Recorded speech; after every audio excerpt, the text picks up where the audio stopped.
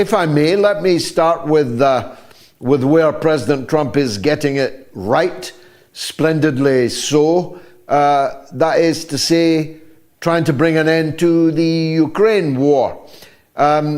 Relations have seldom, in fact, I'm struggling to remember when, if ever, relations were as warm between Moscow and Washington. That's a truly miraculous thing, isn't it? Well, it is in one sense, but I think it's only shown as being really warm only because it's in contrast to the chilly relations really in most of the rest of Western Europe and the United States, where it shouldn't be that kind of temperature. There shouldn't be this big diversion, but unfortunately there is. And obviously the reason, partial reason, is because of the war going on between Russia and Ukraine. But in my view, that the reason why the relations are so chilly among the West is because, unlike Donald Trump, almost nobody else in the West in a position of power, with the exception of Robert Fico and Viktor Orban, are viewing the reality of the world, and instead they're clinging to this fiction that doesn't exist. And so when you have one group of people, and you must add Volodymyr Zelensky into that group, that is viewing the ground on the preferred Hollywood script that they would like it to be instead of the actual reality that it is. And then you have another group, which really right now is, and it sounds odd to say this, but Trump and Putin, who are seeing it as it is. Then you're going to obviously have a big delta between what the two sides are trying to get done. And actually, it's more like three sides here. But Trump does seem to be ready to say, all right, we have done everything that we can. We have tried to bridge the gap between the Western side. We've tried to bridge the gap between the Russian side. We're having some success over here, but we're not having success here. And therefore, I think that he is at the point now, and maybe by the end of this week, he's going to say, we're done. We tried to bring this together. If you don't want to go by the deal that we can work out with Russia, then Ukraine and Europe, you guys can figure it out on your own. We wish you the best of luck, but we're no longer going to participate. I think that's where he is at the cusp of being right now. And that's why what I called the Continuity War Council in London collapsed in such ignominy today, Colonel, wasn't it? You can't have the West, where the United States has said no, we don't want to continue the war. We're not going to continue the war. And so they pulled Rubio and Witkoff out of the talks in London today. Then Germany and France pulled out. And we had the totally ignominious end of the British government, whose talks they were, itself pulling out of them, and thereby leaving the Ukrainian delegation holding their proverbial. The ignominy of that is likely to accelerate the ending of all of this, don't you think? Well, I do, and I got to say, it's just the latest embarrassing outcome that is so predictable. When you had the U.S. side signaling nothing but, these are our terms that we're willing to discuss, and if you're not willing to do that, we're going to walk. I mean, how many times can you say that? And then why would you have this meeting that you think that the U.S. side is still going to come to and have a discussion to where maybe you can talk them into your side, and then be surprised when at the end of it that we say we're only going to send one medium level guy, General Keith Kellogg, and our senior diplomats aren't going to be there. How can you be surprised by that? And then, like you say, to just scatter one after the other to fall off, leaving basically Volodymyr Zelensky, who earlier today made the statement that, oh, by the way, this whole issue about recognizing Crimea, yeah, it ain't going to happen. I don't want it to happen. So he's staying firmly in this fictional bubble.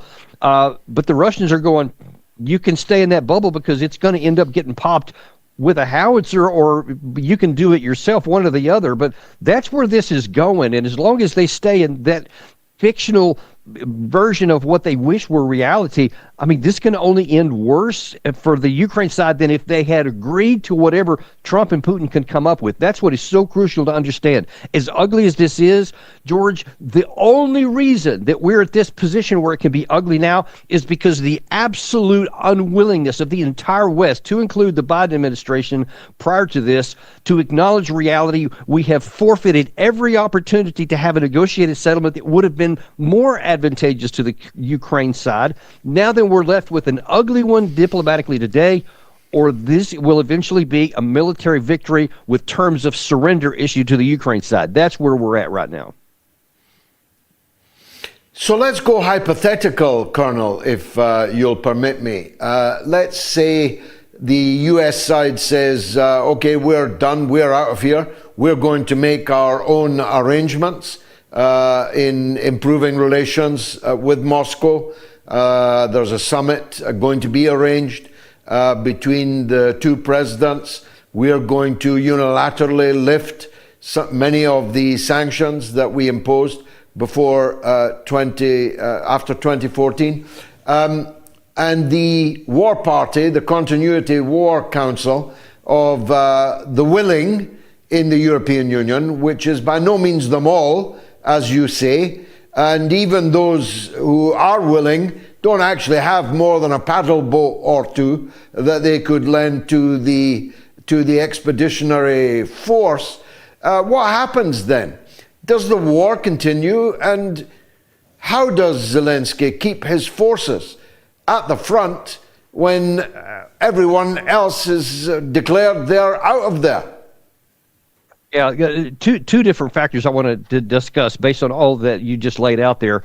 Number one, earlier today, Vladimir Putin very powerfully signaled that they are moving forward and accelerating their capacity to both their defense industrial base, to expand their war-making capacity and their ability to sustain, simultaneous with a continuing evolution of their war-fighting doctrine and their capacities as formations, etc. They are signaling they are doing everything to take the military capacity they have now generated for the last 3 years, and they're going to improve it so that this year it's going to get even stronger, meaning they have no intention of ending this war here. They recognize that there's not going to be a diplomatic solution. They can see that there's, the gap is so wide, it's unbridgeable, so that they are signaling they're not even going to slow down with what they're doing militarily. And then on the second side of that gets far too little visibility from the perspective of the Ukrainian armed forces. There's one issue about how much can the Europeans do without us. It's minimal. It's a smaller percentage. It's not insignificant. It does have something, as long as European countries are willing to continue to bankroll themselves and get rid of their money and to deplete their stocks. They have the capacity. They can do it. But who's going to operate that stuff? Because if you take the Ukrainian armed forces right now and then you publicly tell them the U.S. no longer has your back, even nominally, you're now only with what the Europeans can do, then their morale, which is already very, very low, will just sink. And I think that there will be a significant possibility that you'll see in Ukraine what we saw in Afghanistan when the U.S. pulled out of that one. After 20 years of supporting the Afghanistan military, when they knew that it was now just them on their own against the Taliban, they said, yeah, we're not doing that. And then they absolutely collapsed, making whatever deals they could with the enemy. And I think you'll see a similar situation here. Hard for me to imagine how, as a force, they'll keep fighting in the aftermath. Well, me too, but I was only a boy soldier. You are a colonel, so it's good that we are on the same page on that. Let me turn to a more problematic area where Trump isn't doing so well at all. He launched this Liberation Day or Liberty Day or whatever it was called, causing total carnage in the stock markets of the world, including the United States stock markets. He was throwing out numbers, almost randomly, to see if they stuck on the wall of who was going to be tariffed what. I don't know how anyone was able to keep a list or a table of it. But the big enchilada was China. He declared trade war on China. And it hasn't gone well, Colonel. I've got to put it to you that way. It hasn't, and this is, I got to say, this is puzzling.